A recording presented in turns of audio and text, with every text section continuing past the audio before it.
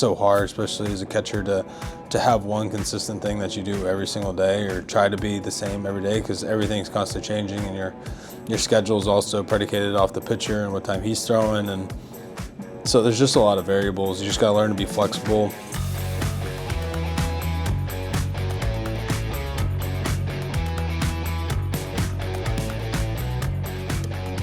Well, Cal, we're indoors today, and it's probably more for my benefit. You probably do better with the heat than I do, but this is an extreme trip. What are the things that you do to get ready for knowing that you're going to catch in this kind of weather and for like 10 days?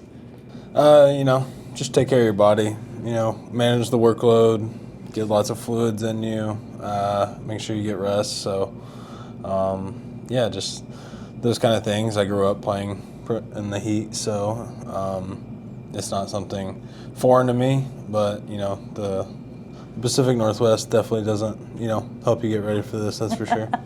Now, is it something that you really have to be aware of going into, or is it something that if you do everything right, you're going to be, or the way that you normally do it, you're going to be okay with? Yeah, I mean, you just like I said, maybe drink an extra water or two, making sure you're hydrated and fueled up. So nothing really, just, like I said, managing workload, make sure you're not, going overboard beforehand to wear yourself out. Okay, we are past what has been an incredibly busy July. There was the All-Star game, there was the Hall of Fame, there was the P.R.O weekend, there was the trade deadline. Has everything settled for the team? Does it now feel like, okay, we've got everything, it's just about the games right now? Yeah, I mean, those are all good things, so you never want to look at them in that light. It was great. It was fun. Lots going on. Very busy, but getting down to the last stretch of the season, and really looking forward to playing some meaningful baseball and collect some wins, and hopefully getting a chance to move on deeper into the season. What do you remember about your first playing into September at the big league level?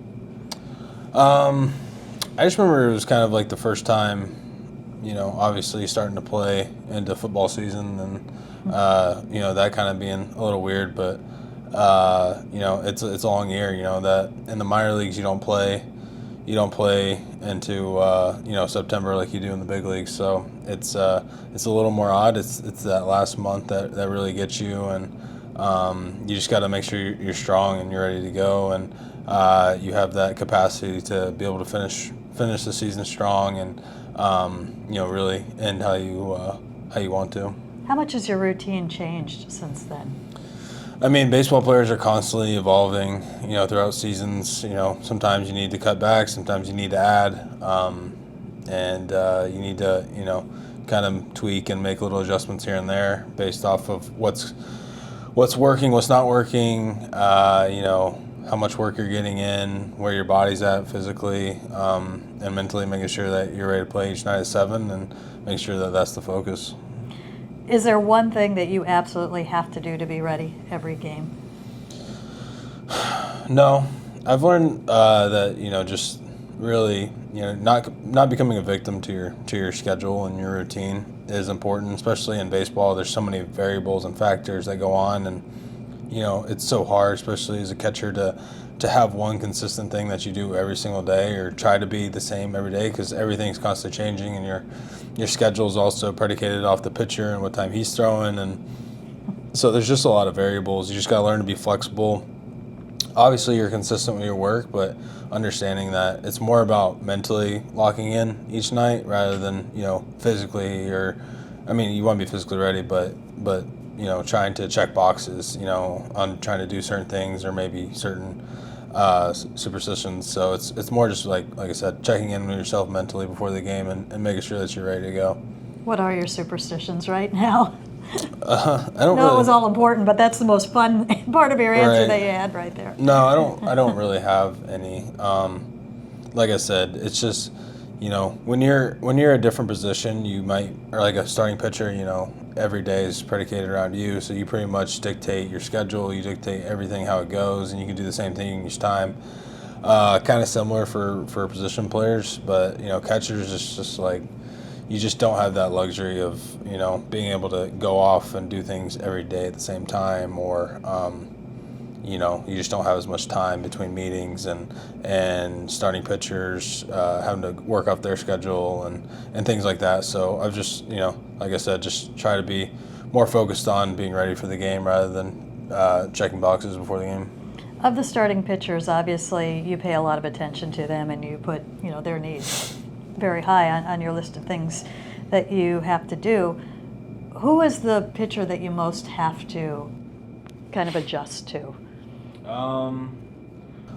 I'd say Logan Gilbert, probably because he goes out a lot earlier than some other guys. So his routine happens earlier, so I had to get ready earlier.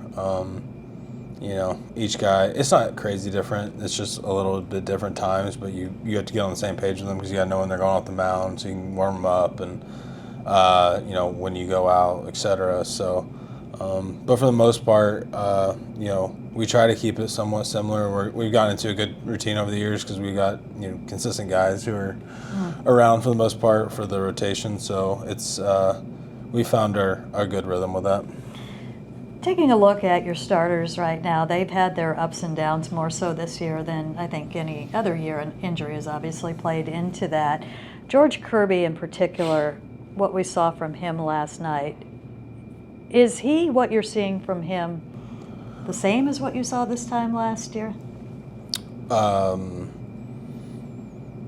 I mean, I don't think he's the same as, he was before. I think he's pitching great right now, and I think he's doing an awesome job. But I think he's doing a great job of mixing pitches. Where in the past maybe you've seen maybe a little more fastball heavy, whereas now he's able to mix in some more off speeds here and there to guys, and so.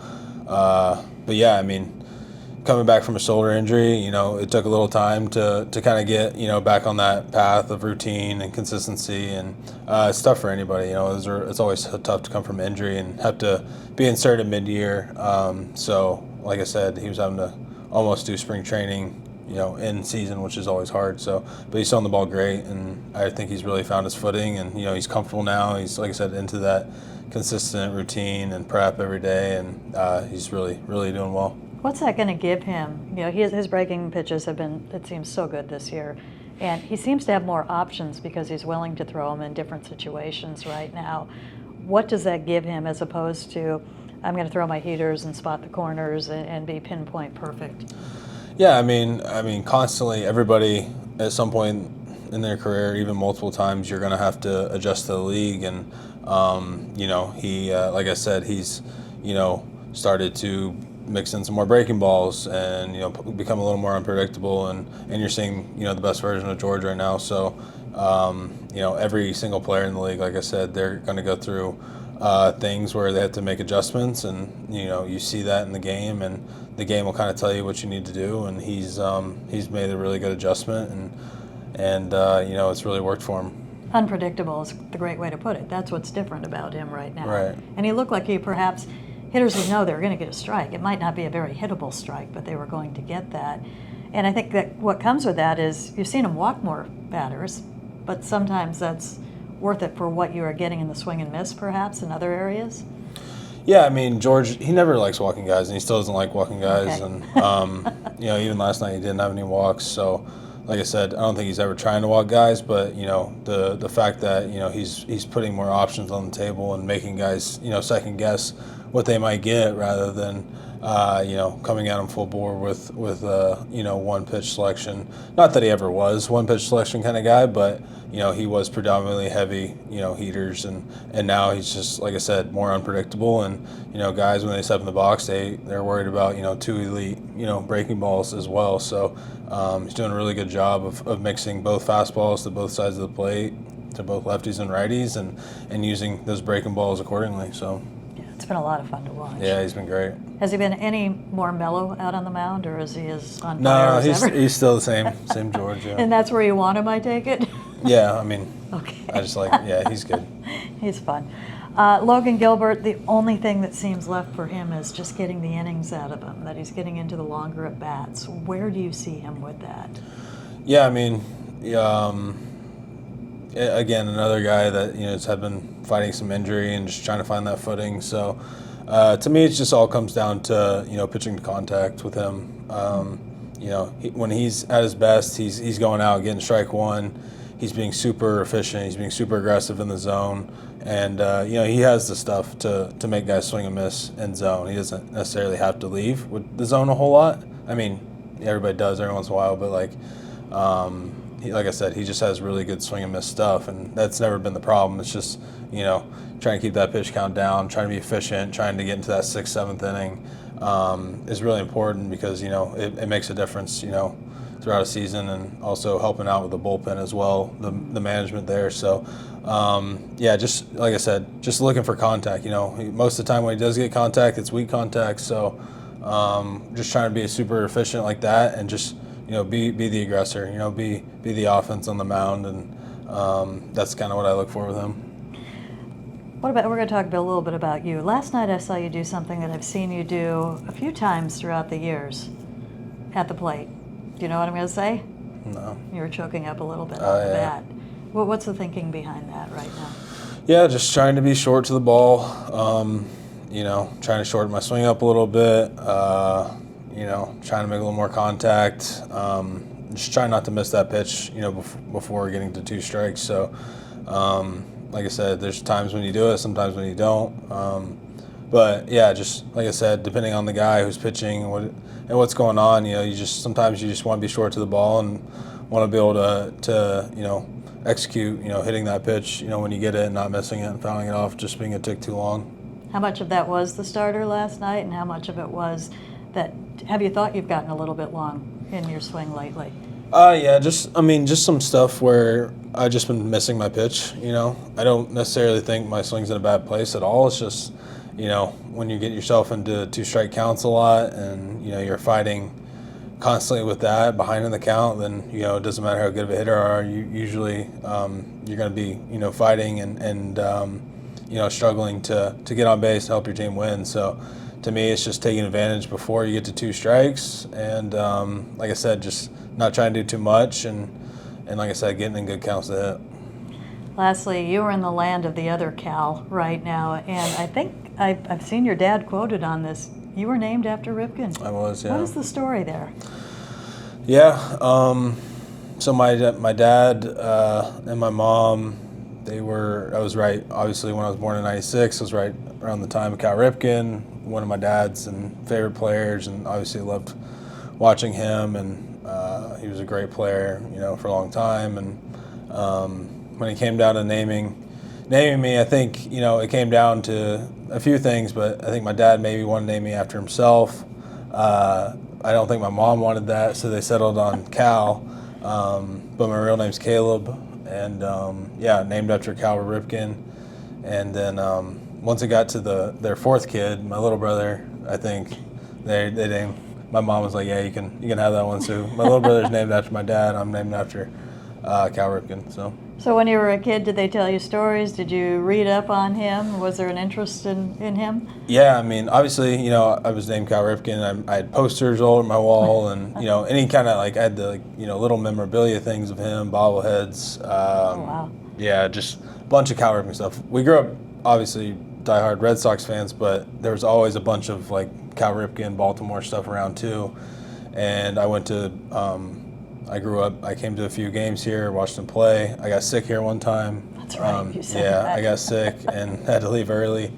But yeah, I remember coming to this field a few times. It's not too far from North Carolina. Not close, but not too far. But yeah, so Cal Ripken's always been part of my life, and somebody, as a baseball player, somebody you look up to. So have you met him yet? Yeah, I met him a long time ago, very briefly, and then yesterday on the field during BP, I was walking by, I got to say hi, and we talked for a little bit. He asked how All-Star Game and Home Run Derby was, and so it was pretty cool getting to talk to him, and he's, like I said, he's a legend. So does this mean when you have a child someday you'll name him after your favorite player, Logan? Not Logan. Not Logan. Any thoughts on that yet? Oh man, I'm not even close to having a kid right now. So Not the kid, but what you would name them. what I would name him? Oh jeez, I don't know. A favorite ball player. I don't know. Logan always gives me grief. All the pitchers do because I think Bobby Witt's really good. I said, yeah, Okay. I'll name my kid Witt one day. So With Junior. yeah, Bobby Witt, Raleigh. That would be awesome. All right. We won't hold you to that, but No, good no, luck with that, Cal. Don't hold me to that. Thank you.